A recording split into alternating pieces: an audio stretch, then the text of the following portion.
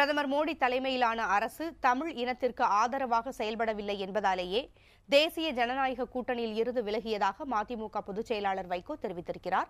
இது தொடர்பாக அவர் புதிய தலைமுறை செய்தியாளர் ஸ்டாலினுக்கு அளித்த பிரத்யேக நேர்காணலை இப்பொழுது பார்க்கலாம்.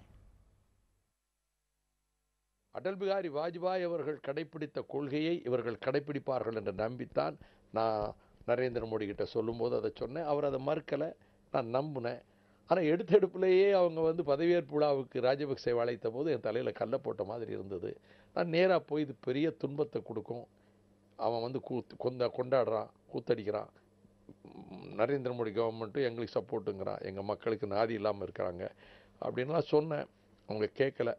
எல்லாவற்றுக்கும் மேலாக இந்துத்துவ ஐடியாலஜி படி டிரான்ஸ்கிரிட்டிசேஷன் சொல்லி தமிழர் மரபு, கலாச்சாரம், பண்பாடு உள்ளிட்ட இனத்தையும் அழிக்கக்கூடிய ஒரு திட்டத்தோடு வர்றாங்க போது பெரியார் அண்ணா கொள்கைக்காகவே வாழ்கிற நாங்கள் இதை எதிர்த்து போராடுவது ஒன்றுதான் சரியான வழி என்று முடிவெடுத்து நாங்கள் சரியான காரணங்களை விளக்கி கூறி கூட்டணி விட்டு வெளியே வந்திருக்கிறோம். ஐக்கிய முற்போக்கு கூட்டணி அரசாகட்டும், தேசிய ஜனநாயக கூட்டணி அரசாகட்டும், இந்த இரண்டு அரசுகள் செய்யாத இனிமேல் ஈழ விவகாரத்தில் யாரால் செய்ய முடியும்னு நீங்க நம்புறீங்க?